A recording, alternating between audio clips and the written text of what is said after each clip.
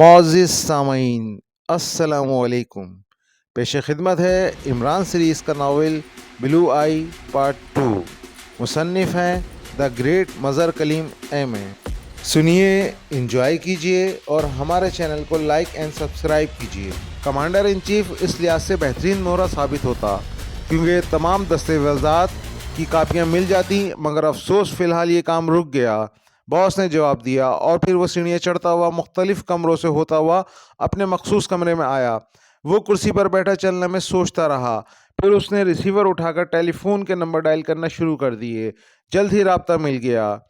Hello, Tony speaking. दूसरी तरफ से टोनी की कर्त आवाज़ सुनाई दी। ब्लू स्टार, बॉस ने तहकमाना लहजे में कहा। यस, क्या बात है? टोनी के लहजे में इस बार नरमी थी। सुनो टोनी, एक काम करना है, मुआवजा तुम्हें मिल जाएगा। बॉस के लहजे में तहकमाना लहजा ज़्यादा उभर आया था। क्या काम है? टोनी ने तजस्सुस आमेज लहजे में पूछा। यहाँ दारुल हुकूमत में एक शख्स है इमरान, उसकी निगरानी करनी है, लेकिन मालूम हुआ है कि वो बज़ाहिर अहमक आदमी दरअसल इंतहाई चालाक और अय्यार है। तुम्हें कोई चालाक और दिलेर आदमी उसकी निगरानी के लिए लगाना पड़ेगा। मुझे उसकी तमाम मसरूफियात की रिपोर्ट चाहिए। बॉस ने तफसील बताई। उसका पता? टोनी ने पूछा। और फिर बॉस ने उसे इमरान के फ्लैट का पता बता दिया। किस किस्म की रिपोर्ट चाहिए? टोनी के लहजे में मुर्दापन था, क्योंकि सिर्फ निगरानी का काम उसके मेयार का ना था। बस जहाँ जहाँ जाए और जिस जिस को मिले मुकम्मल तफसील। बॉस ने जवाब दिया। निगरानी से ज़्यादा बेहतर ये नहीं कि उसे ख़त्म कर दिया जाए? टोनी ने उकताए हुए लहजे में जवाब दिया। नहीं, फ़िलहाल मुझे उसकी मसरूफियात की रिपोर्ट चाहिए। कत्ल के मुतालिक बाद में देखा जाएगा, बॉस ने सख्त लहजे में कहा। ओके, ठीक है, मैं एक आदमी उसकी निगरानी पर लगा देता हूँ। 4 घंटे बाद आपको रिपोर्ट मिल जाएगी, टोनी ने जवाब दिया। ओके, ठीक है, बॉस ने कहा और फिर रिसीवर रख दिया। अब उसे कदरे इत्मीनान हो गया था, क्योंकि इमरान की तफसीली रिपोर्ट मिलने पर कि वो आदमी कितना अय्यार है और फिर मीटिंग में उसका किरदार देखकर वो कदरे परेशान हो गया था। कैप्टन शकील जब हाल में पहुंचा तो उसने सिद्दीकी को वहीं मौजूद पाया। मेरे साथ चलो, उसने सिद्दीकी के करीब पहुंचकर कहा और सिद्दीकी उसके पीछे पीछे चल पड़ा। कैप्टन शकील ने हॉल से बाहर निकलकर उसे जेब से निकालकर एक स्पेशल पास दिया और फिर उसे सारी तफसीलात बता दी। फिर अब क्या प्रोग्राम है?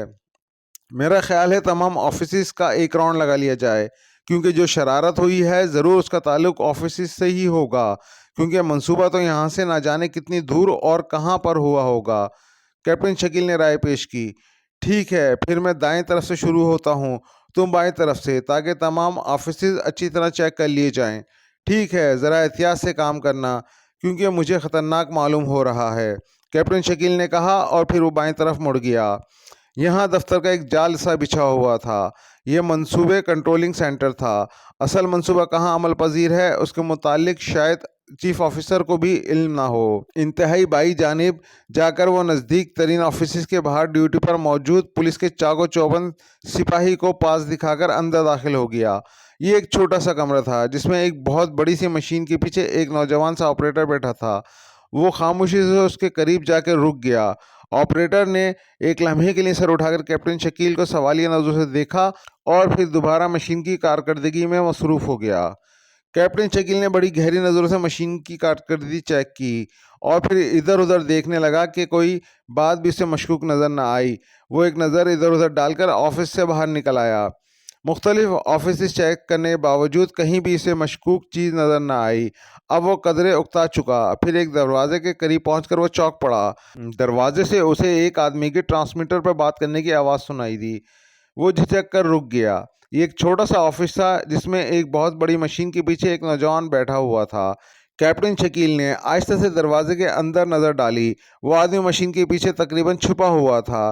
बेहतर जनाब, मैं अभी वो टाइम बम हटा लेता हूँ, मशीन के पीछे बैठे हुए ऑपरेटर ने जवाब दिया और कैप्टन शकील खटक गया। उसने जेब से रिवॉल्वर निकाल लिया और फिर आहिस्ता आहिस्ता आगे बढ़ने लगा।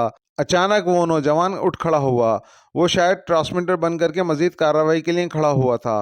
हैंड्स अप, खबरदार अगर हरकत की। कैप्टन शकील ने उसकी तरफ रिवॉल्वर तान दिया। मगर तुम कौन हो? नौजवान घबरा गया। तुम वो टाइम बम हटा दो फौरन, कैप्टन शकील ने इंतहाई सख्त लहजे में कहा। कौन सा टाइम बम? कौन हो तुम? अब वो नौजवान अचानक झटके से संभल चुका था। जो मैं कह रहा हूँ वो करो, फजूल बकवास मत करो। कैप्टन शकील ने इंतहाई सख्त लहजे में जवाब दिया। तुम्हारा दिमाग तो ख़राब नहीं हुआ? तुम इस कमरे में दाखिल किसके हुक्म से हुए? अब वो नौजवान पूरी तरह संभल चुका था। उसकी आंखों में पुरस्कार चमक थी। नंबर 36, मैं तुम्हें तुम्हारा किरदार समझा चुका हूँ, इसलिए अब बहानेबाजी फजूल है, कैप्टन शकील ने जवाब दिया। लेकिन फिर दूसरे ही लम्हे अचानक 36 ने रिवॉल्वर की परवाह न करते हुए कैप्टन शकील पर छलांग लगा दी। शायद उसके दिमाग में आफियत की इससे बेहतर कोई राय ना आई हो। कैप्टन शकील को जर करके ही वो अपना राज छुपा सकता था।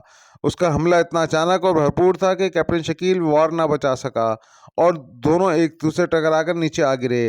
कैप्टन शकील इंतहाई फुर्ती से उठ खड़ा हुआ और दूसरे लम्हे उस नौजवान के उठते ही कैप्टन शकील ने जूडो का भरपूर वार किया। कड़ी हथेली का एक ही वार था कि खटक की कोई आवाज आई और वो नौजवान लहराता हुआ फर्श पर आ गिरा। वो 2-4 मिनट तड़पा और फिर ठंडा हो गया। नादानिस्तगी में कैप्टन शकील काफी भरपूर वार कर चुका था। गो उसका मकसद उसे खत्म करना नहीं था, लेकिन अब जबकि वो मर चुका था तो मजबूरी थी। लड़ाई की आवाज सुनकर बाहर मौजूद एक आदमी अंदर आ गया, लेकिन कैप्टन शकील ने उसे अपना पास दिखाकर हुक्म दिया कि वो फौरन चीफ ऑफिसर को बुलवाए। चुनांचे फौरन ही चीफ ऑफिसर वहां आ गया। ये क्या हुआ मिस्टर शकील? चीफ ऑफिसर ने हैरत भरी नज़र से ऑपरेटर की लाश देखते हुए कहा। टाइम बम लगाने वाला यही शख्स था। जब मैं कमरे में दाखिल हुआ तो ट्रांसमीटर पर किसी से हिदायत ले रहा था। आप फौरन मशीन चेक कराएं और टाइम बम हटवा लें, कैप्टन शकील ने संजीदा लहजे में चीफ ऑफिसर से कहा। और चीफ ऑफिसर चौंक कर उस मशीन की तरफ बढ़ा। उसने झुककर मशीन के मुख्तलिफ बटन देखने शुरू कर दिए। अभी वो पूरी तरह मसले को समझ नहीं सका था कि एक जोरदार धमाका हुआ और दूसरे लम्हे इस कमरे का मलबा उनके सरों पर आन पड़ा। इमरान को आज सुबह ही ब्लैक जीरो ने कमांडर इन चीफ की आई रिपोर्ट दी। आई स्पेशलिस्ट ने कमांडर इन चीफ की आंख का बगौर मुआयना करने के बाद रिपोर्ट दी थी कि आंख बिल्कुल ठीक काम कर रही है। अलबत्ता इस आंख की पुतली दाएं आंख की पुतली से कदरे बड़ी है और इसकी पुतली का रंग नीला है, जिसकी वजह मुआयना करने के बावजूद भी मालूम नहीं हो सकी। मजीद मुआयना सिर्फ उस सूरत में हो सकता है जब पुतली निकालकर उसका बाकायदा लेबॉर्ट्री में तज्जिया किया जाए, जो कि नामुमकिन है। इमरान रिपोर्ट पढ़कर सोच में पड़ गया। चंद लम्हे तक वो सोचता रहा, फिर उसने रिपोर्ट जेब में डाली और टेलीफोन का रिसीवर उठाकर नंबर डायल करने शुरू कर दिए। जल्द ही राब्ता मिल गया। कमांडर इन चीफ से बात कराओ, इमरान ने तहकमाना लहजे में कहा। दूसरी तरफ शायद कमांडर इन चीफ का पर्सनल सेक्रेटरी था। आप कौन साहब हैं? पर्सनल सेक्रेटरी ने सवाल किया। X2, इमरान ने मखसूस लहजे में जवाब दिया और इस लफ्ज़ का पर्सनल सेक्रेटरी पर न जाने क्या असर हुआ, उसकी आवाज़ में घबराहट सी पैदा हो गई। यस सर, 1 मिनट होल्ड कीजिए। 1 मिनट बाद commander in chief Zafar Afridi की आवाज़ सुनाई दी। Zafar Afridi speaking. X2 this end, Imran ने पुरवकार लहजे में कहा। फरमाइए, जफ़र आफरीदी ने पूछा। ये बताइए कि आप अपनी बाएं आंख में कोई तकलीफ तो महसूस नहीं करते या कोई और ख़ास काबिल ज़िक्र बात? इमरान ने पूछा। नहीं, कोई ख़ास बात नहीं, मगर क्या बात है? आप लोग मेरी आंख के पीछे पड़ गए हैं। जफ़र आफरीदी का लहजा कदरे सख्त था। शायद वो अपनी आंख के जिक्र से एलर्जिक हो चुका था। मिस्टर जफ़र आफरीदी, मुझे शक है आपकी बाएं आंख इस केस में गैर मामूली अहमियत इख्तियार कर चुकी है, इसलिए मैं इसमें संजीदगी से गौर कर रहा हूँ। इमरान का लहजा भी इस बार तल्ख था। मेरी आंख क्या अहमियत इख्तियार कर चुकी है? मुझे समझ नहीं आई। जफ़र आफरीदी का लहजा इस बार नर्म था। शायद उन्हें एहसास हो गया था कि वो किससे बात कर रहे हैं। ये वक्त बतलाएगा। मैं अपने नुमाइंदे अली इमरान को आपके पास भेज रहा हूँ। बराए मेहरबानी इसके सवालात का जवाब दीजिए। अली इमरान ने कहा। मैं मसरूफ़ हूँ, इसलिए आपके नुमाइंदे को वक्त नहीं दे सकता, सॉरी। जफ़र आफरीदी साहब दोबारा जलाल में आ गए। आपको वक्त देना पड़ेगा, इमरान ने इंतहाई सख्त लहजे में कहा और फिर रिसीवर रख दिया। इमरान का चेहरा गुस्से से सुर्ख हो रहा था। इमरान ने जैसे ही रिसीवर रखा, टेलीफोन की घंटी बज उठी। इमरान ने दोबारा रिसीवर उठा लिया। सफदर स्पीकिंग सर, दूसरी तरफ से सफदर की आवाज़ सुनाई दी। X2, इमरान ने मखसूस आवाज़ में जवाब दिया। सर, अभी अभी ब्लू स्टार की कॉल टोनी को वसूल हुई है। उसने टोनी को इमरान की निगरानी का हुक्म दिया है, सफदर ने रिपोर्ट दी। ओह, इमरान की निगरानी? इमरान वाकई इस खबर पर चौंक पड़ा। जी हाँ, सफदर ने जवाब दिया।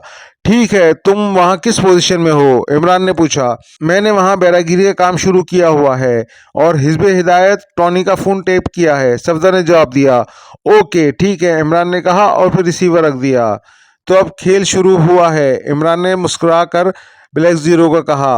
अब तो साफ जाहिर है ब्लैक स्टार का इस केस से ताल्लुक है, ब्लैक जीरो ने राय पेश की। हाँ, उन्होंने हमारी मीटिंग टेप की है। चुनांचे अब तो कमांडर इन चीफ की आंख वाकई अहमियत अख्तियार कर गई। चूंकि मैंने वहाँ कमांडर की आंख में दिलचस्पी ली थी, इसलिए उन्होंने मेरी निगरानी ज़रूरी समझी। इससे जाहिर होता है कि मेरा शक आंख के मुतालिक सही था। जी हाँ, ऐसा ही मालूम होता है, ब्लैक ज़ीरो ने जवाब दिया। ठीक है, मैं ज़रा कमांडर इन चीफ से मुलाकात कराऊं, इमरान ने कहा और फिर उठकर कमरे से बाहर निकल आया। जल्द ही उसकी कार सड़कों पर दौड़ रही थी। कार का रुख कमांडर इन चीफ के ऑफिस की तरफ था। मिलिट्री एरिया शुरू होते ही उसे गेट पर रोक लिया गया। इमरान ने सीक्रेट सर्विस का कार्ड दिखाया और आगे बढ़ गया। हर चेक पोस्ट पर कार्ड काम आता चला गया। फिर उसने कमांडर इन चीफ के दफ्तर के करीब मखसूस पार्किंग शेड में कार रोकी और फिर उतरकर ऑफिस की तरफ चल पड़ा। कमांडर इन चीफ के सील सेक्रेटरी ने कार्ड देखकर इमरान को बैठने का इशारा किया और फिर ऑफिस का फोन नंबर दबाकर कमांडर इन चीफ से रब्ता किया। सर, सीक्रेट सर्विस का नुमाइंदा अली इमरान आपसे मिलना चाहते हैं, पर्सनल सेक्रेटरी ने बड़े मुअद्दबाना लहजे में कहा। क्या फोन पर? कमांडर इन चीफ ने पूछा। नो सर, वो यहाँ तशरीफ फरमा है, पर्सनल सेक्रेटरी ने बताया। ओके, भेज दो उन्हें। पर्सनल सेक्रेटरी ने इमरान को अंदर जाने का इशारा किया और फिर चपरासी ने पर्दा उठाकर सलाम किया और इमरान जवाब देता हुआ कमरे में दाखिल हो गया। कमांडर इन चीफ का ऑफिस इंतहाई सजा हुआ था। एक लंबी सी मेज के पीछे वो बुर्जुबान थे। इमरान जब अंदर दाखिल हुआ तो उसके चेहरे पर हिमाकतों का समंदर मौजन था। वो तेज तेज कदम उठाता हुआ कमांडर इन चीफ की तरफ बढ़ता गया। उसके कदम इतने तेज थे कि कमांडर इन चीफ घबरा गए। इमरान जैसे ही मैं इसके करीब पहुंचा, उसे यूं ब्रेक लग गए जैसे वो कभी अपनी जगह से हिला ही ना हो। हेलो आफरीदी साहब, क्या हाल है आपके? इमरान ने मुसाफे के लिए हाथ आगे बढ़ा दिया और कमांडर इन चीफ साहब को वहां बादली नखास्ता मुसाफा करना पड़ा। तशरीफ़ रखिए, तशरीफ़ रखिए। आपने खामखा खड़े होने की तकलीफ़ फरमाई। अगर आप मेरी इज्जत अफजाई के लिए ऐसा कर रहे हैं तो मैं आपका एहसान ज़िंदगी भर तो शायद भूल जाऊं, मगर मौत के बाद हरगिज़ हरगिज़ नहीं भूलूंगा, पक्का वादा। इमरान का टेप शुरू हो गया। कमांडर इन चीफ झुंझलाकर कुर्सी पर बैठ गए। आप कैसे आए? उन्होंने अपना गुस्सा जब्त करते हुए बड़े तहम्मुल से पूछा। मेरी ज़रा मटरगश करने की तबीयत चाहिए थी। मैंने कहा चलो ज़रा कमांडर इन चीफ साहब के नियाज कबूल कर लूं। बकौल शायर, मुद्दत हुई यार को मेहमान किए हुए, आप मेरा वक्त ज़ाया कर रहे हैं। मैं एक्स-2 से आपकी शिकायत करूंगा। इस बेमानी बकवास पर कमांडर इन चीफ साहब गुस्सा जब्त ना कर सके। जो गिला शिकवा करना है मुझसे कर लीजिए। एक्स-2 ने दफ्तर शिकायत नहीं खोला। इमरान ने मजाक उड़ाते हुए कहा, शट अप, आप काम की बात करें वरना चले जाएं। कमांडर इन चीफ साहब गुस्से से फट पड़े। ओके, चलो काम की बात करते हैं। सुनाइए, आपकी आंख का क्या हाल है? नज़र ठीक आता है या एक के दो दो नज़र आ रहे हैं? इमरान ने पूछा। मेरी समझ से बाहर है, आप लोग मेरी आंख के पीछे क्यों पड़ गए? जब आई स्पेशलिस्ट ने मुआयना करने के बाद रिपोर्ट दे दी है कि आंख बिल्कुल ओके है, तो अब आप लोगों को कोई और मौजू चाहिए? कमांडर इन चीफ के लहजे में झुंझलाहट के साथ साथ बेजारी के आसार भी मौजूद थे। इमरान खामोश बैठा था। उसके चेहरे पर से हिमाकतें यूं गायब हो गईं जैसे किसी ने नकाब पहन लिया हो। अब वहां इंतहाई बावकार और संजीदा इमरान मौजूद था। इमरान के चेहरे पर इतनी बावकार और ठोस संजीदगी देखकर एक लम्हे के लिए कमांडर इन चीफ साहब भी बौखला गए। वो सोच भी नहीं सकते थे कि इतना अहमक आदमी इतना संजीदा भी हो सकता है। इमरान के चेहरे पर इतनी बावकार और ठोस संजीदगी देखकर एक लम्हे के लिए कमांडर इन चीफ साहब भी बौखला गए। वो सोच भी नहीं सकते थे कि इतना अहमक आदमी इतना संजीदा हो सकता है। क्या बात है, आप एकदम संजीदा हो गए? इमरान को देखकर कमांडर इन चीफ साहब का गुस्सा साबुन की झाग की तरह बैठ गया। मैं इस फलसफे पे गौर कर रहा हूँ कि आपको एक के दो नज़र नहीं आ रहे, इमरान ने बड़ी संजीदगी से जवाब दिया। और कमांडर इन चीफ साहब हैरान रह गए कि इमरान की इस बात पर वो हंसें या गुस्सा करें। उनकी कुछ अजीब सी हालत हो गई। क्या मतलब? मैं समझा नहीं, उन्होंने बौखलाहट पर जवाब दिया। कमांडर इन चीफ साहब, जिनके मुतालिक मशहूर था कि वो इंतहाई संजीदा और मतीन आदमी हैं, इमरान उन्हें उंगलियों पर नचा रहा था। मतलब ये भी हो सकता है कि आप भी देख रहे हो और कोई और भी देख रहा हो, इमरान ने सोचते हुए जवाब दिया, जैसे वो कोई फैसला न कर सका हो। ओ कमांडर इन चीफ साहब उसके जहन में पैदा होने वाले आइडिया को कुछ कुछ समझ गए। दूसरे ही लम्हे इमरान झपट कर उठा। ज़रा आंख दिखाइए, मैं खुद उसका मुआयना करना चाहता हूँ। उसके लहजे में ज़्यादा जोश था, जैसे वो किसी नतीजे पर पहुंच गया हो। फिर इससे पहले कि कमांडर इन चीफ साहब पर कोई रद्द-ए-अमल होता, इमरान उनके करीब पहुंच गया। लेकिन फिर एक इंतहाई हैरानकुन वाक़या हुआ। अभी इमरान की आंख देख ही नहीं सका था कि अचानक कमांडर इन चीफ के मुंह से एक ज़ोरदार चीख निकली और उन्होंने बेख्तियार बाएं आंख पर हाथ रख लिया। वो तकलीफ की शिद्दत से झुक गए।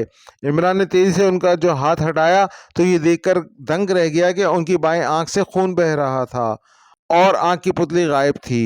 कमांडर इन चीफ काने हो चुके थे। शायद तकलीफ इतनी शदीद थी कि चंद लम्हों बाद कमांडर इन चीफ साहब बेहोश हो गए। उनकी चीख की आवाज़ सुनकर चपरासी और उनका पर्सनल सेक्रेटरी तेजी से कमरे में दाखिल हुए। इससे पहले कि वो हालात को समझते, इमरान ने चीख कर कहा, डॉक्टर को बुलाओ जल्दी। और फिर पर्सनल सेक्रेटरी भागकर टेलीफोन करने में मशगूल हो गया।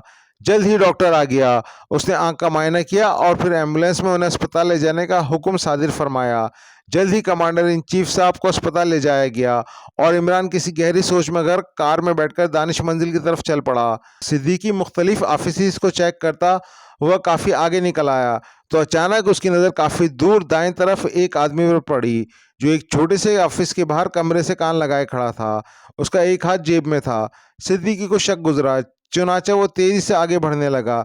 अभी वो काफ़ी दूर था कि अचानक उसने उस आदमी को पीछे हटते देखा और इससे पहले कि सिद्दीकी कुछ समझता, उसने देखा कि उस आदमी ने जेब से हाथ निकाला और फिर कोई चीज़ ऑफिस की तरफ फेंक दी। वो शेर फेंकते ही मुड़ा और तेज़ी से दूसरे ऑफिस की तरफ बढ़ा।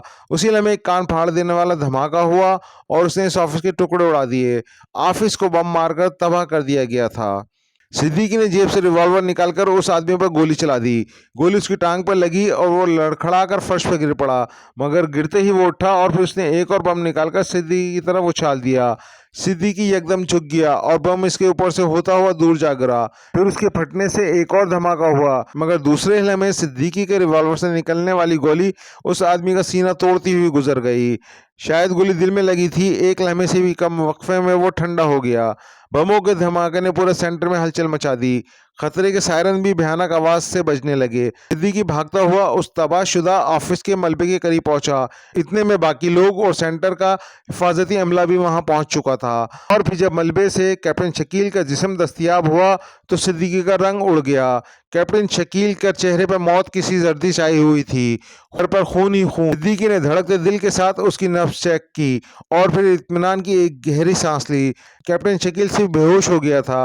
गो इसकी हालत ऐसी थी कि वो बेहोशी दायमी भी हो सकती थी, लेकिन जल्दी एम्बुलेंस वहां पहुंच गई और फिर कैप्टन शकील, चीफ ऑफिसर और इस ऑपरेटर को जो ख़त्म हो चुका था उठाकर सेंट्रल अस्पताल में ले जाया गया। सिद्दीकी से भी पूछगछ की गई। कर्नल ए बजाते खुद सेंटर पहुंच गए। फिर सिद्दीकी से पूछगछ के बाद उन्होंने उसे X2 को इस वाक़े की इत्तला देने की इजाज़त दे दी। सिद्दीकी खामोशी से सेंटर के एक दूर अफ्तादा कोने में चला गया और फिर उसने वॉइस ट्रांसमीटर से राब्ता कायम किया। जल्द ही सिलसिला मिल गया। Siddiqui speaking, sir, over. Siddiqui ने कहा, X2 this and, report over. X2 की मखसूस आवाज़ आई और फिर सिद्दीकी ने तमाम हालात पूरी तफसील से X2 को सुना दिए। ओह, कैप्टन शकील की अब क्या हालत है? X2 के लहजे में हल्की सी परेशानी थी। डॉक्टर ने बतलाया है कि उसकी हालत खतरे से बाहर है, सिर्फ सर पे चोट आई थी, बकिया महफूज रहा, ओवर।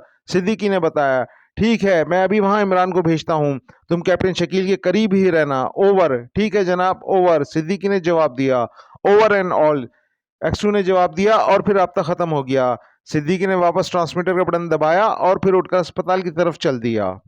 कैप्टन शकील को अभी तक होश नहीं आया था। उसे ग्लूकोज और खून दिया जा रहा था। मिलिट्री इंटेलिजेंस के अफसर तहकीकात में मसरूफ थे। जो ऑफिस तबाह हुआ था उसका मलबा उठाया जा चुका था और फिर बगौर मायने के बाद पता चला कि ये टाइम बम कहाँ फिट किया गया था। दरअसल ये टाइम बम नहीं बल्कि वायरलेस चार्ज बम था। उसके हटाने के बाद काम मामूल पर आ गया। थोड़ी देर बाद इमरान भी X2 के मखसूस नुमाइंदे की हैसियत से सेंटर में पहुंच गया। इमरान सीधा अस्पताल आया और कैप्टन शकील की हालत देखकर उसे इत्मीनान हुआ। वो सिद्दीकी को एक तरफ ले गया और फिर उसे तमाम हालात तफसील से मालूमात किए और फिर ऑफिस और मशीन भी चेक की। अब वो कुछ सोच रहा था। फिर उसने कर्नल ए से बातचीत की। कर्नल ए गैर मुल्कियों की इन सरगर्मियों से बेहद परेशान था। गो अभी तक मंसूबे की असल स्कीम और उसके मकासद का उनको पता नहीं चल सका था, मगर जिस तेज़ रफ्तारी से उनकी सरगर्मियाँ जारी थीं उनसे जाहिर होता था कि वो जल्द ही मंसूबे और उसका असल महल वक़ू का पता लगा लेंगे और ये मुल्क के लिए अजीम नुकसान होगा। फिर कैप्टन शकील को होश आ गया। उसने कर्नल ए और इमरान को तफसील से बयान दिया और ट्रांसमीटर की गुफ्तगू जो उसने सुनी थी वो भी बताई। इमरान और कर्नल ए तफसीलात सुनकर सोच में गुम हो गए। हालात उनके अंदाजे से कहीं ज़्यादा मखदूश थे। इमरान ने कर्नल ए को कहा कि वो सेंटर के हर आदमी की अच्छी तरह चेकिंग ले, नामालूम और कितने अफराद मुजरिमों से मिले होंगे, और फिर कैप्टन शकील को अपनी गाड़ी में डालकर वो दानिश मंजिल आ गया ताकि यहाँ उसका सही तरीके से इलाज हो सके। सिद्दीकी भी साथ था। इमरान अब सोच रहा था कि मुजरिमों के सरगना पे फ़ौरन हाथ डाल देना चाहिए, क्योंकि मामला बेहद नाजुक था और कहीं ढील देने से मुजरिम मुल्क को बदतरीन नुकसान कर देने में कामयाब ना हो जाएं। चुनाचे उन्हें दानिश मंजिल छोड़कर उसने जैगर वाला मेकअप किया और फिर टोनी की तरफ चल पड़ा, क्योंकि फ़िलहाल यही एक ज़रिया था जिसके ज़रिए वो मुजरिमों पर हाथ डाल सकता था। उसने कार टोनी के अड्डे से काफ़ी दूर रोकी और फिर उतर कर पैदल ही अड्डे की तरफ चल पड़ा। जब वो अड्डे में दाखिल हुआ तो उसे सफदर एक बेरे के रूप में नज़र आ गया। इमरान ने उसे आंख मारी और सफदर ज़ेर लब मुस्कुरा दिया और वो खुद चलता हुआ सीधा टोनी के मखसूस ऑफिस की तरफ बढ़ गया। टोनी ऑफिस में मौजूद था। उसके चेहरे पर कदरे परेशानी के आसार थे। जैगर को देखते ही उसकी आंखों में चमक आ गई। आओ आओ जैगर, तुम कहाँ चले गए थे? मैंने तुम्हें बेहद तलाश कराया मगर तुम्हारा कहीं भी पता ना चल सका। मैं चंद दिनों के लिए ज़रा अपने आबाई शहर चला गया था, चंद ज़रूरी मामलात निपटाने थे। क्या बात है, कोई ख़ास परेशानी है? इमरान का लहजा बेहद नरम था। हाँ, उस ब्लू स्टार वाले मामले ने तंग कर दिया है। टोनी के लहजे में दोबारा परेशानी के आसार नमूदार हो गए। क्या बात है? इमरान ने दोबारा दिलचस्पी लेते हुए पूछा। बात क्या होनी है, साले उसे इमरान का चक्कर है, टोनी ने कहा और इमरान की अपना लक़ब सुनकर तबीयत साफ हो गई। वो कैसे? इमरान ने बड़ी मुश्किल से तल्ख घूंट हलक से उतारा। वो मिल ही नहीं रहा, जाने कहाँ गायब हो गया। कई दिनों से उसकी फ्लैट की निगरानी हो रही है लेकिन वो फ्लैट पर आया ही नहीं, टोनी ने जवाब दिया। फिर अब? इमरान ने सवाल किया, लेकिन उससे पहले कि टोनी को जवाब देता टेलीफोन की घंटी जोर जोर से बजने लगी। टोनी ने फुर्ती से रिसीवर उठाकर कानों से लगा लिया। Hello, Tony speaking. टोनी की आवाज़ में रोब था। ब्लू स्टार, दूसरी तरफ से आवाज़ आई और टोनी चौंक पड़ा। इमरान भी ब्लू स्टार का लफ्ज़ सुनकर चौंका और फिर उसने गुफ्तगू की तरफ अपनी तवज्जो कर ली। फरमाइए। टोनी का लहजा कदरे नर्म पड़ गया। अली इमरान का क्या हुआ? दूसरी तरफ से सवाल किया गया। वो नहीं मिल रहा, फ्लैट पर नहीं आता, टोनी ने जवाब दिया। ये तुम्हारी कारकर्दगी है? तुम्हें काम कहते हुए 3 दिन हो गए, अभी तक तुम्हें इमरान का पता ही नहीं चल सका कि वो कहाँ है। ब्लू स्टार के लहजे में गुस्से के साथ झंझलाहट भी थी। अब वो ना मिले तो क्या किया जा सकता है? टोनी को भी गुस्सा आ गया। सुनो, उसे पूरे शहर में तलाश कराओ और सुनो, इस बार निगरानी नहीं करनी बल्कि जहां नजर आए उसे गोली मार दो। मैं हर कीमत पर उसकी लाश चाहता हूं, ब्लू स्टार ने सख्त लहजे में कहा। ओके, मैं कोशिश करता हूं, जैसे ही वो नजर आया उसे गोली मार दी जाएगी, टोनी ने जवाब दिया और फिर शायद राब्ता ख़त्म हो गया। टोनी ने रिसीवर रख दिया। जैगर, ये काम तुम करो, मैं तुम्हें इमरान का हुलिया और उसके फ्लैट का पता बता देता हूँ, तुम किसी तरह उसका पता चला लो। टोनी ने इमरान की तलाश की जिम्मेदारी इमरान पर ही डाल दी। ठीक है, मैं कोशिश करता हूँ, इमरान ने जवाब दिया और फिर टोनी ने इमरान का हुलिया और तफसील बताना शुरू कर दी।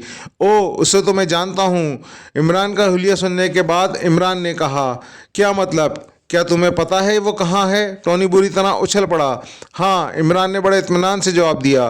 कहाँ है वो? टोनी ने बड़े इश्तियाक से पूछा। उसका सही पता किसी को भी नहीं मालूम।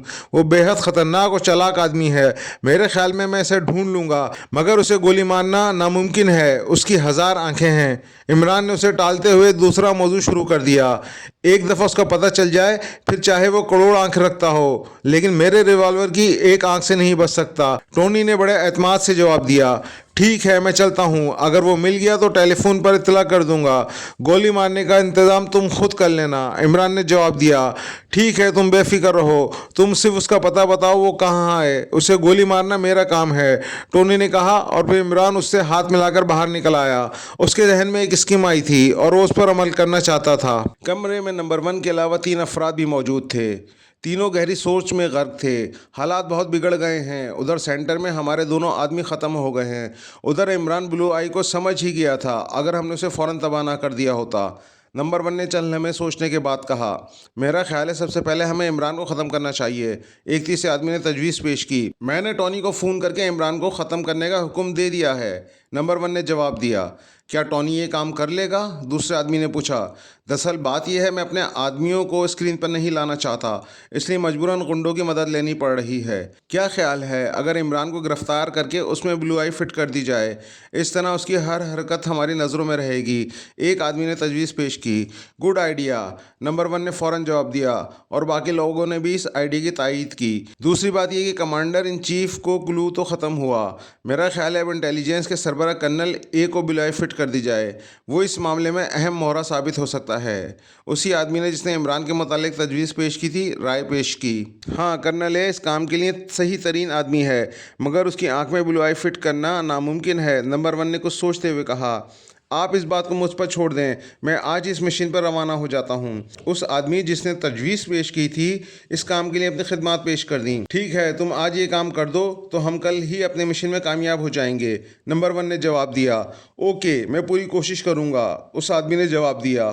तुम ऑपरेशन किट और एक ब्लू आई स्टॉक से ले लो, नंबर 1 ने हुक्म दिया और फिर उठकर खड़ा हो गया।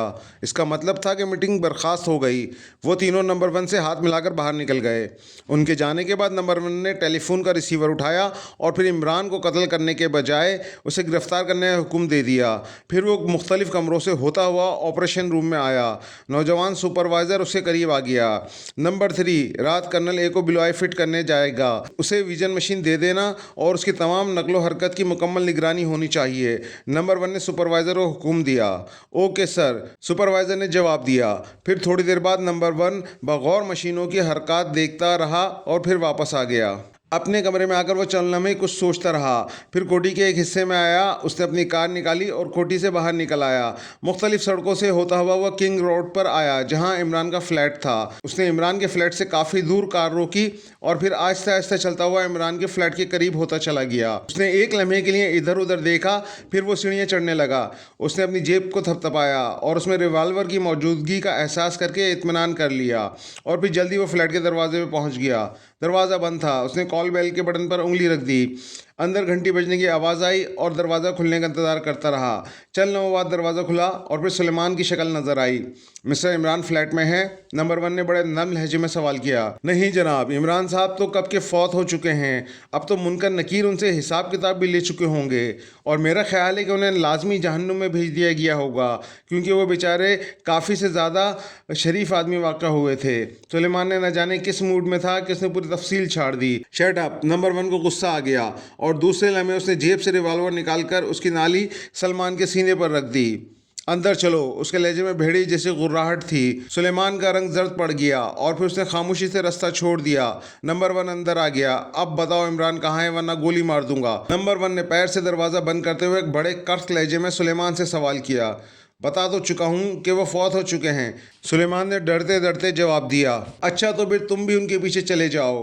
नंबर 1 के लहजे में बेपनाह तलखी उभर आई। उसने ट्रिगर पर उंगली का दबाव बढ़ाया। अब तो सलमान के छक्के ही छूट गए। फ्लैट में वो इस वक्त अकेला ही था। इमरान काफ़ी दिनों से गायब था और उधर नंबर 1 के लहजे से साफ महसूस हो रहा था वो उसे गोली मारने में कतई दरेग नहीं करेगा।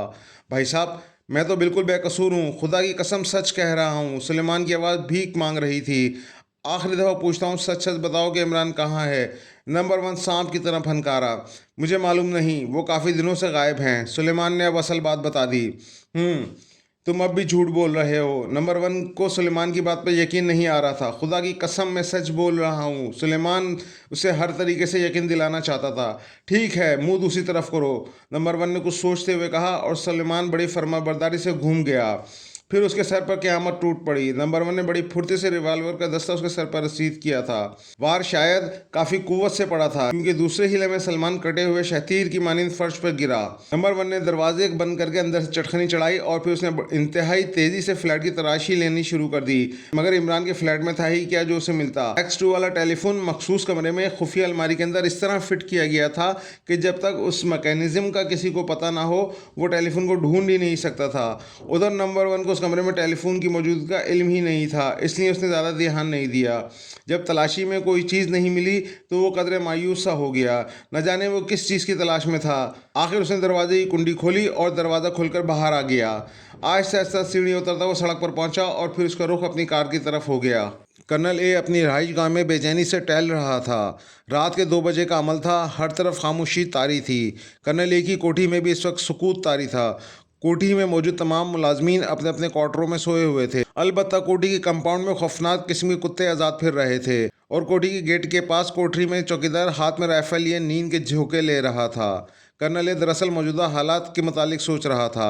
एक अजीब सा चक्कर चल गया था। किसी भी लम्हे मुजरिम खुफिया मंसूबे की तफसीलात से आगाह हो सकते थे और कोई ऐसा क्लू हाथ नहीं आ रहा था जिस पर चलकर वो मुजरिमों पर हाथ डाल सकें। अब तक ऐसा ही हुआ था। जिस पर भी शुबह होता वो तो या तो ख़त्म कर दिया जाता या ख़त्म हो जाता। मुजरिम अभी तक पर्दे में थे।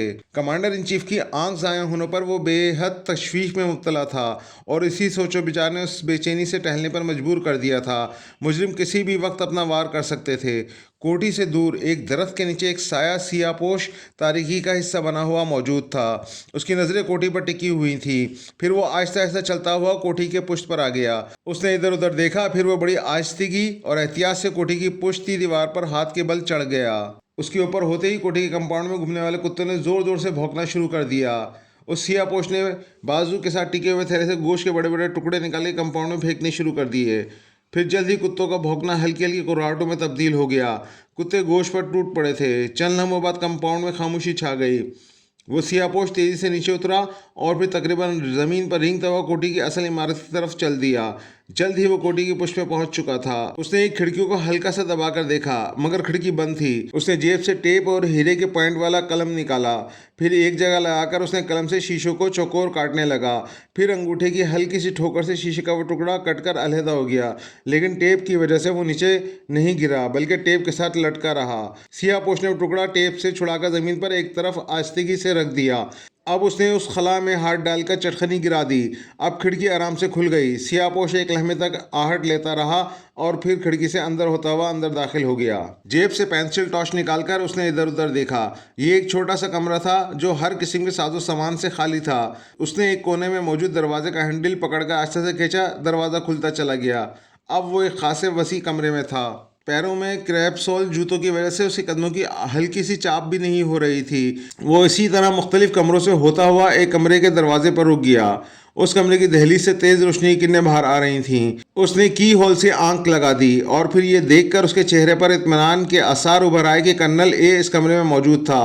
वो एक आराम कुर्सी पर बैठा किसी गहरी सोच में गुम था। सियापोश ने खड़े होकर तेजी से जेब से शीशे का एक पंप नुमा आला निकाला और फिर उसकी नाल की होल पर रखकर आले के पीछे लगे हुए रबड़ के पंप को आहिस्ता आहिस्ता दबाने लगा।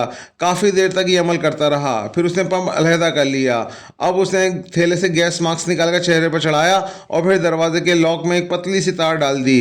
2-3 दफ़ा तार घुमाने से लॉक एक हल्की सी क्लिक की आवाज़ पैदा करता हुआ खुल गया। उसने दरवाज़ा खोला और फिर अंदर दाखिल हो गया। कर्नल ए उसी तरह कुर्सी पर बैठा था, अलबत्ता अब उसकी गर्दन पीछे की तरफ ढलकी हुई थी। वो तेज़ गैस की वजह से बेहोश हो गया था। नकाबपोश ने मुड़कर दरवाज़ा बंद किया। उसने बेहोश कर्नल ए को उठाकर बिस्तर पर लिटा दिया। दूसरे लम्हे उसने जेब से एक बड़ा सा डब्बा निकालकर बेड पर रखा। एक लम्हे के लिए इधर उधर देखा और फिर झुककर बेहोश कर्नल ए की दाएं आंख को बगौर देखने लगा। और फिर उसने डब्बे से एक छोटी सी सीजर मशीन निकाली और कर्नल ए की दाएं आंख को मशीन के पॉइंट के सामने रखकर उसने बटन दबा दिया। एक इंतहाई तेज मगर बारीक सी शुआ मशीन के पॉइंट से निकली। वो चंद लम्हे बड़ी एहतियात से आंख की पुतली के इर्द गिर्द शुआ दिखाता रहा।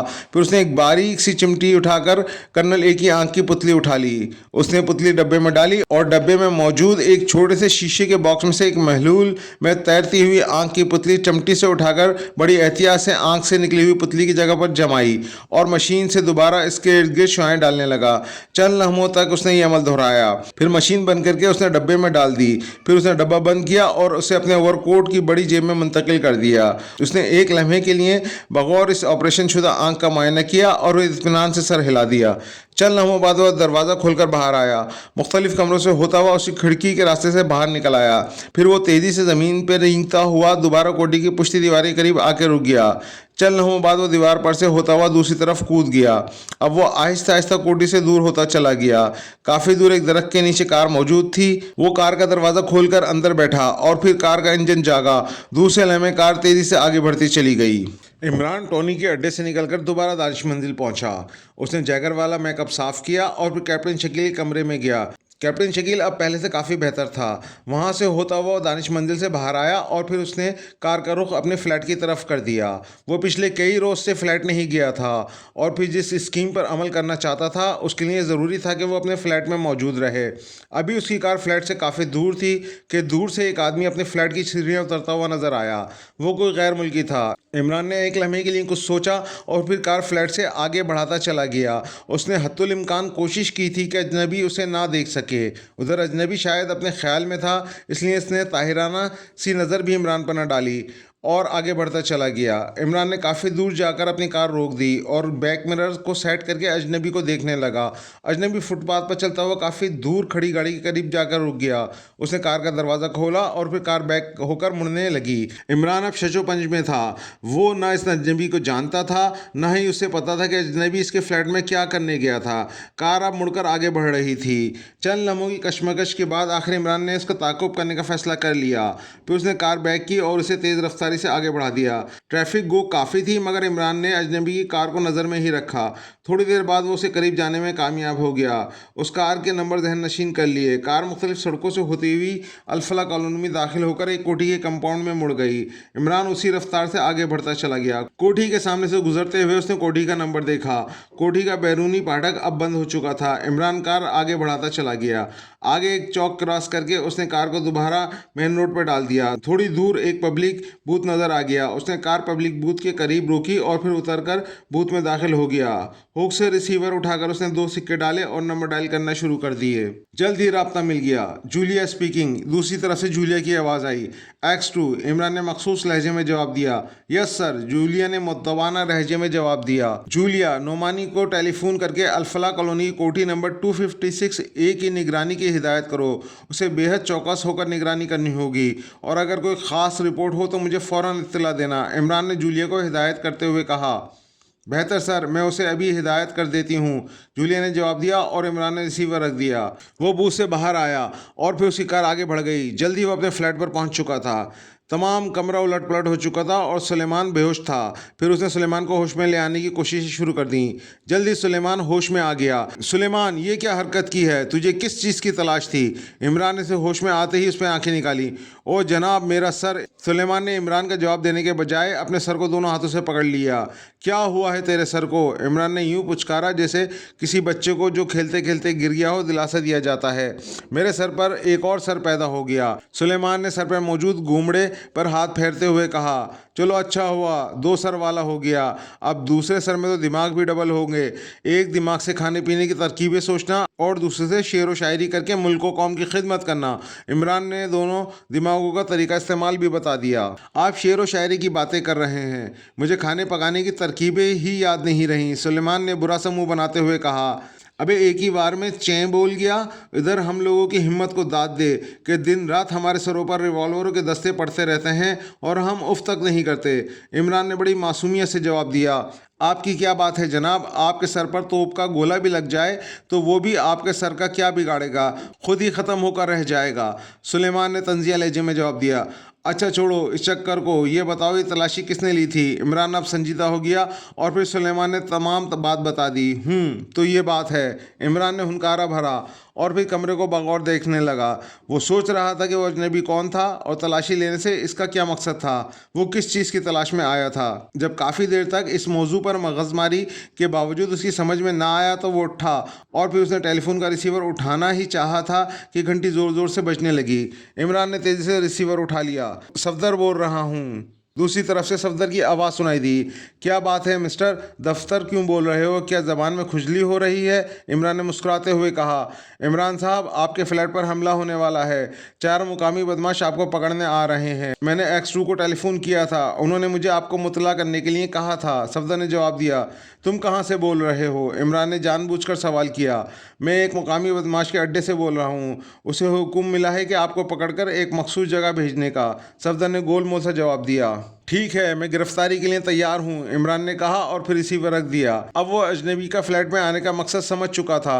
दरअसल तलाशी का सिर्फ एक बहाना था। वहाँ कोई ऐसा आला फिट किया गया था जिससे इमरान की मौजूदगी का उनको पता चल जाता। फिर इमरान ने चारों तरफ देखना शुरू कर दिया। जल्द ही वो एक सोफे के नीचे झुका और वायरलेस ढूंढने में कामयाब हो गया। उसने रिसीवर के साथ लगी एक छोटी सी तार को खींचकर तोड़ डाला। अब वो आला नाकारा हो गया था। उसी लम्हे अचानक दरवाज़ा खुला और फिर 4 मुकामी बदमाश रिवॉल्वर ताने अंदर दाखिल हो गए। खबरदार अगर किसी ने हरकत की, उनमें से एक ने चीख कर कहा और इमरान ने खामोशी से हाथ उठा लिए। मैं तो बड़ा गरीब आदमी हूँ दोस्तों, मैं तो कर्ज लेकर गुजारा कर रहा हूँ, इमरान ने बड़ी मासूमियत से जवाब दिया। बकवास मत करो, दूसरी तरफ मुंह करो, एक बदमाश ने उसे डांटते हुए कहा और इमरान ने बड़ी मासूमियत से मुंह दूसरी तरफ कर लिया। दूसरे लम्हे उसकी तवक्का के मुताबिक उसके सर पर रिवाल्वर का दस्ता मारा गया, मगर इमरान बड़े आराम से एक तरफ खिसक गया और रिवाल्वर का दस्ता उसके सर के बजाय दीवार से जा लगा। और फिर इमरान बर्क रफ्तार से मुड़ा और दूसरे लम्हे कमरे में एक जोरदार जंग छिड़ गई। इमरान छलावा बना हुआ था। जूडो कराटे के नपे तुले वारों ने 2 बदमाशों को फर्श चाटने पर मजबूर कर दिया, मगर एक का मुक्का उसके जबड़े में पड़ा और इमरान ने बेहोश हो जाने में आफियत समझी। तो वो मुक्का ऐसा था कि मुक्का मारने वाले ने तकल्लुफ बरता हो, मगर इमरान बेहोश हो गया। बड़ी जल्दी ढेर हो गया। मुक्का मारने वाले ने ताज्जुब से कहा, जवान तो है मगर इसमें जान नहीं। दूसरे ने जवाब दिया, इमरान ने सुलेमान को हर बात समझा दी थी, इसलिए उसने मुदाखलत नहीं की थी। वो बावर्ची खाने का दरवाज़ा बंद किए बैठा रहा। इमरान को बेहोश करके बदमाशों ने अपने दोनों साथियों को होश में लाने की कोशिशें शुरू कर दी। फिर जल्द ही वो दोनों होश में आ गए और फिर चारों ने इमरान को यूं उठा लिया जैसे किसी जख्मी को ले जा रहे हों। फ्लैट के बाहर मौजूद कार में इमरान को लिटाकर वो इत्मीनान से बैठ गए और कार आगे बढ़ गई। अपने मकसद में कामयाबी ने उन्हें इतना खुश कर दिया था कि उन्होंने अपने ताक़ुब का भी ख्याल ना रखा। एक मोटरसाइकिल काफ़ी फासले से उनका ताक़ुब कर रही थी। मोटरसाइकिल पर चौहान था। X2 ने सफदर का फ़ोन मिलते ही चौहान को इमरान के फ्लैट की निगरानी का हुक्म दे दिया। बदमाशों की कार मुख्तलिफ सड़कों पर दौड़ती हुई एक सुनसान सी सड़क पर पहले से मौजूद एक काले रंग की कार के पास जाकर रुक गई। काले रंग की कार से 2 आदमी निकले और उन्होंने बेहोश इमरान को दूसरी कार से उठाकर अपनी कार में डाला और फिर कार आगे बढ़ा दी। बदमाशों की कार अगले चौक से दूसरे रास्ते पर मुड़ गई। चौहान अब काले रंग की कार का ताक़ुब में चल दिया। मुख्तलिफ सड़कों से होती हुई कार अल्फला कॉलोनी कोठी नंबर 256A के कंपाउंड में मुड़ गई। चौहान कोठी का नंबर देखता हुआ आगे बढ़ गया। काफ़ी दूर आगे जाकर उसने मोटरसाइकिल एक और सड़क पर डाल दी और X2 को रिपोर्ट देने के लिए फ़ोन बूथ की तलाश करने लगा। इमरान को कार से निकालकर कोठी के अंदर ले जाया गया और फिर एक कमरे में ले जाकर उसे फर्श पर लिटा दिया गया। कर्त आवाज़ गूंजी और फिर एक नौजवान ने इमरान के चेहरे पर पानी डाला। इमरान, जो दरअसल सिरे से बेहोश ही नहीं था, उसने जल्दी से अपना ये नाटक ख़त्म करने की सोची और फिर उसने आंखें खोल दी। आंखें खोलकर वो चल हमें इधर उधर खाली नजरों से देखता रहा और फिर एक झटके से उठकर बैठ गया।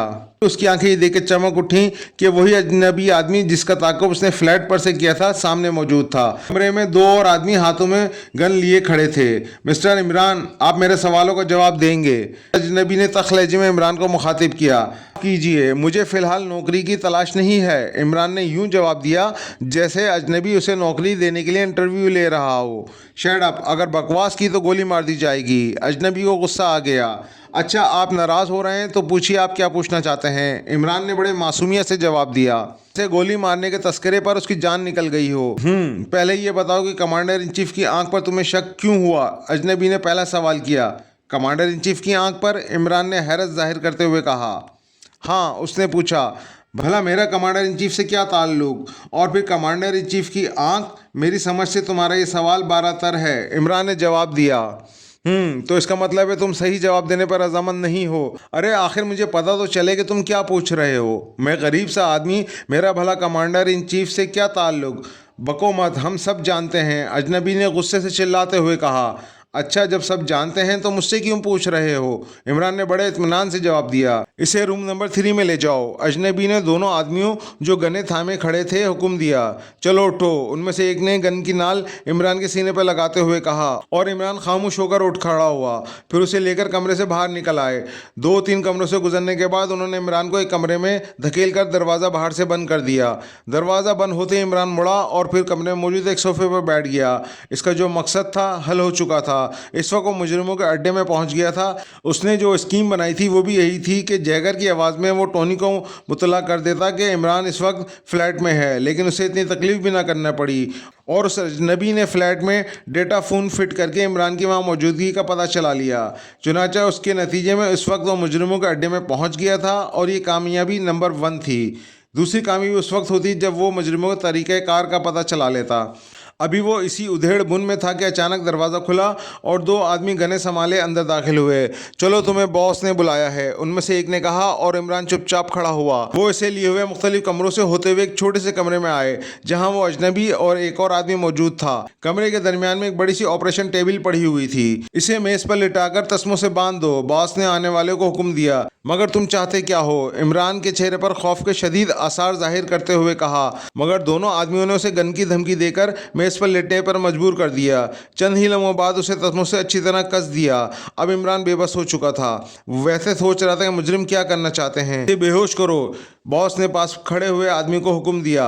हुक्म मिलते ही वो आगे बढ़ा और उसने एक अलमारी खोलकर एक छोटी सी शीशी निकाली और लाकर इमरान की नाक से लगा दिया। इमरान ने सांस बंद कर ली। आदमी ने भी महसूस कर लिया और दूसरे हिले में उसने इमरान के पेट पर एक जोरदार मुक्का मारा। इमरान ने बेख्तियार सांस ली और यही उस आदमी का मकसद था। इमरान के सांस लेते ही शीशे में मौजूद दवा उसके दिमाग में चढ़ गई और चंद लम्हों बाद ही इमरान बेहोश हो चुका था। अब इसकी आंख में ब्लू आई फिट कर दो, बॉस ने इमरान को बेहोश देखकर कहा। बेहतर जनाब, उस आदमी ने कहा और फिर वो अलमारी से ऑपरेशन किट निकालने लगा। ब्लैक जीरो को नोमानी और चौहान दोनों ने अलहदा-अलहदा रिपोर्ट दी। रिपोर्ट मिलते ही ब्लैक जीरो ने सफदर को टेलीफोन किया जो मार्टिन के रूप में टोनी के अड्डे में मौजूद था। Martin speaking. दूसरी तरफ से सफदर की आवाज़ सुनाई दी। वो शायद अड्डे के काउंटर टेलीफोन से बात कर रहा था। X2, ब्लैक ज़ीरो ने आहिस्ता सी आवाज़ में कहा ताकि सफदर के साथ मौजूद आदमी ये लफ्ज़ ना सुन ले। फरमाइए, सफदर की आवाज़ सुनाई दी। पब्लिक बूथ से मुझे रिंग करो फ़ौरन, ब्लैक ज़ीरो ने उसे हुक्म दिया और रिसीवर रख दिया। चंद ही लम्हों बाद दोबारा घंटी बजी। Safdar speaking sir. दूसरी तरफ से सफदर अपनी असल आवाज़ में बोला। सफदर, तुम फ़ौरन अल्फला कॉलोनी कोठी नंबर 256A पर पहुंचो। नोमानी वहां पहले से मौजूद है। मैं कैप्टन शकील को भी भेज रहा हूं। इमरान को अगवा करके उसी कोठी में ले जाया गया है। ट्रांसमीटर वाच पर इमरान अगर कोई तुम्हें हिदायत दे तो उस पर अमल करना, X2 ने कहा। ठीक है जनाब, सफदर ने जवाब दिया। ओके, X2 की आवाज़ सुनाई दी और फिर राब्ता ख़त्म हो गया। सफदर ने रिसीवर रखा और फिर फ़ोन बूथ से बाहर निकल आया। वो अभी तक मार्टिन के मेकअप में था। उसने एक टैक्सी पकड़ी और उसे अल्फला कॉलोनी चलने का कहा। जल्दी सफदर अल्फला कॉलोनी पहुंच गया। कहाँ जाना है? ड्राइवर ने सफदर से सवाल किया। यहीं चौक पर उतार दो, सफदर ने जवाब दिया और फिर नज़दीकी चौक पर टैक्सी रुक गई। सफदर नीचे उतरा और उसने किराया अदा किया। उस वक्त तक वहीं खड़ा रहा जब तक टैक्सी मुड़कर काफ़ी दूर न चली गई। कोठी के नंबरों पर नज़र डालते हुए वो जल्द ही कोठी नंबर 256A के पास पहुँच गया। फिर उसे कैप्टन शकील और नोमानी भी नजर आ गए।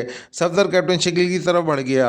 आप ठीक हो गए? सफदर ने करीब जाकर कैप्टन शकील से कहा और कैप्टन शकील जवाबन सफदर की तरफ देखने लगा। सफदर इस वक्त मार्टिन के मेकअप में था, इसलिए उसे पहचान न सका। कौन हो तुम? कैप्टन शकील ने कदरे सख्त लहजे में सवाल किया। तुम पहचाने नहीं? मैं सफदर हूँ, सफदर ने कहका लगाते हुए कहा। इस वक्त वो अपनी असल आवाज़ में बोला। ओह सफदर, तुम भाई कमाल का मेकअप किया है, पूरे गुंडे मालूम हो रहे हो। कैप्टन शकील के होठों पर मुस्कुराहट उभर आई। हाँ, आपने मेरे सवाल का जवाब नहीं दिया, सफदर ने पूछा। ठीक ही हूँ, तभी तो X2 ने ड्यूटी लगाई है, कैप्टन शकील ने हंसते हुए कहा। अब क्या प्रोग्राम है? सफदर ने पूछा। प्रोग्राम क्या? मुझे तो X2 ने यहाँ पहुँचने का हुक्म दिया है और कहा है कि सफदर तुम्हें पोजीशन बतलाएगा, कैप्टन शकील ने जवाब दिया। इमरान को इस कोठी में ले जाया गया है। मेरे ख्याल में मुझे कोठी के अंदर दाखिल होकर हालात देखने चाहिए, कहीं इमरान साहब किसी मुसीबत में ना फंस गए हों। सफदर ने तजवीज़ पेश की। जैसे तुम कहो, हम तो हुक्म के बंदे हैं, नोमानी ने जवाब दिया। ये लोग कोठी से काफ़ी दूर एक दरख्त के नीचे यूं खड़े थे जैसे राह जाते हुए दोस्त आपस में इत्तेफाकन टकरा गए हों और अब यहाँ खड़े पुरानी यादों को दोहरा रहे हों। तो ठीक है, मैं अंदर जाता हूँ, आप लोग बाहर ठहरिए। अगर हालात ज़्यादा ख़राब हुए तो मैं ट्रांसमीटर वॉच पे कॉशन के ज़रिए आप लोगों को इत्तला कर दूंगा, सफदर ने कहा और फिर तीनों अलहदा हो गए।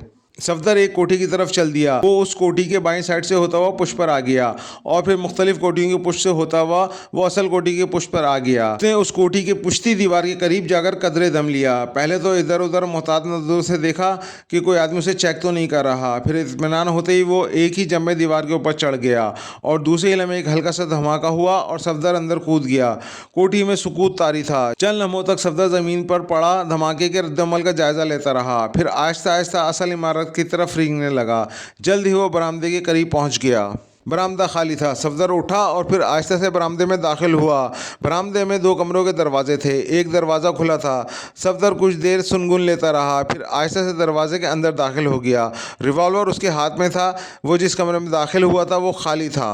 अभी सफदर कमरे का एहतियात से जायज़ा ले रहा था कि अचानक एक खटका हुआ और सामने की दीवार अपनी जगह से हटने लगी। सफदर झपट कर दीवार के पास पड़ी हुई एक अलमारी के पीछे छुप गया। दीवार में एक दरवाज़ा नमूदार हुआ और उसमें से एक नौजवान बाहर निकला।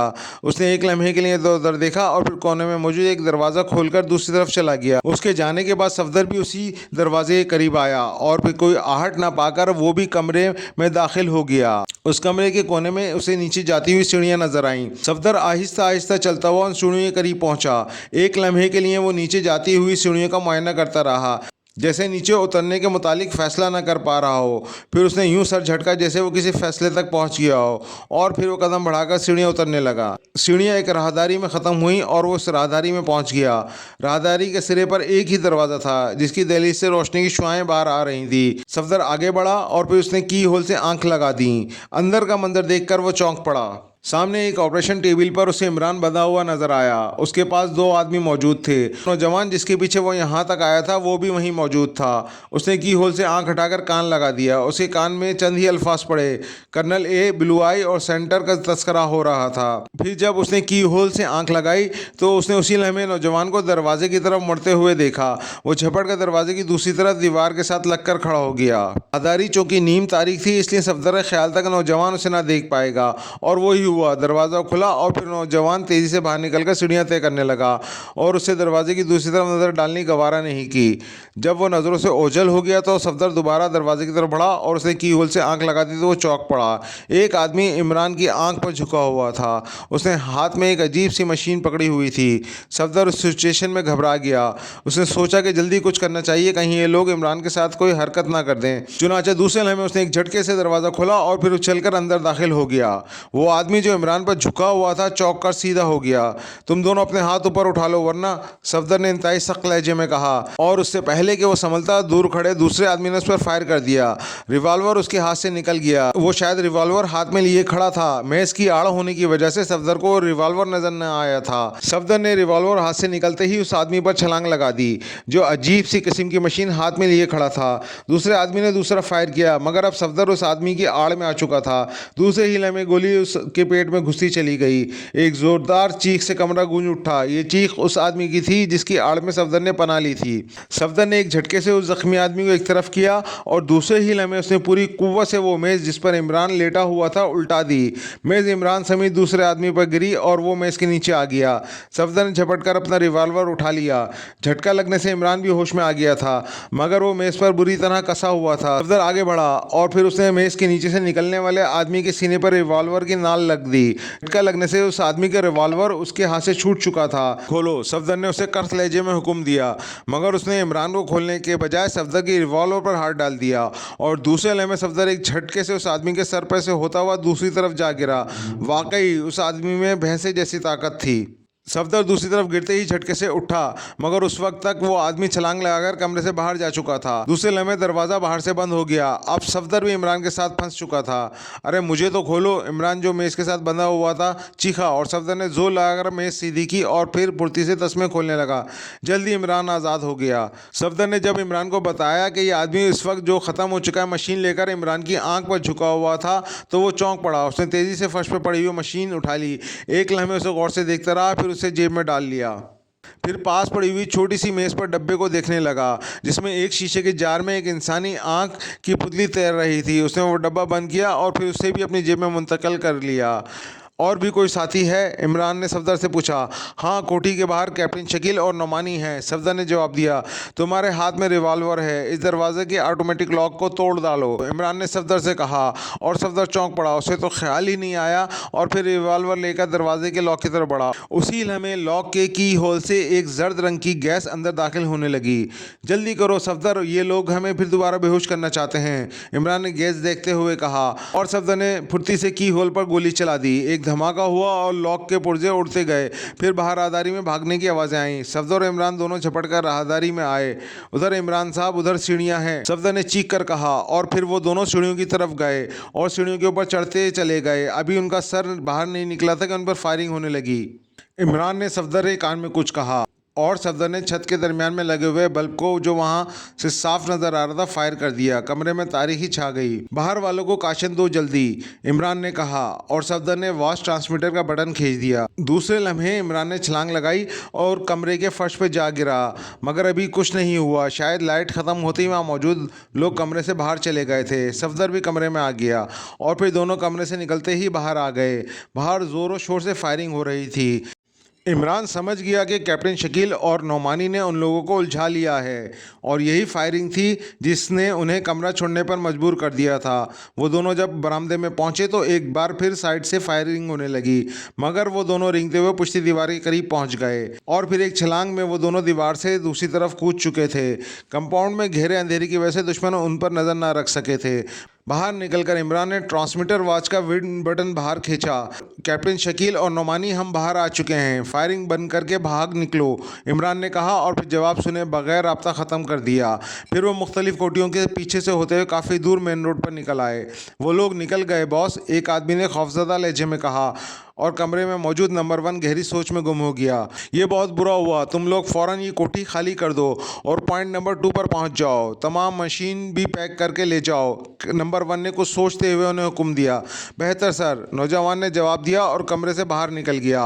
उसके बाहर जाते ही नंबर 1 एक अलमारी की तरफ बढ़ा और उसने अलमारी में से एक ट्रांसमीटर निकालकर मेज़ पर रखा और उसका बटन ऑन कर दिया। ट्रांसमीटर में ज़िंदगी की लहर दौड़ गई, उसके बल्ब जलने बुझने लगे और डायल पे मौजूद सुई हरकत करने लगी। नंबर 1 ने डायल घुमाकर फ्रीक्वेंसी सेट की और फिर एक और बटन दबा दिया। जू जू की आवाज़ें आने लगीं और एक बल्ब जल उठा।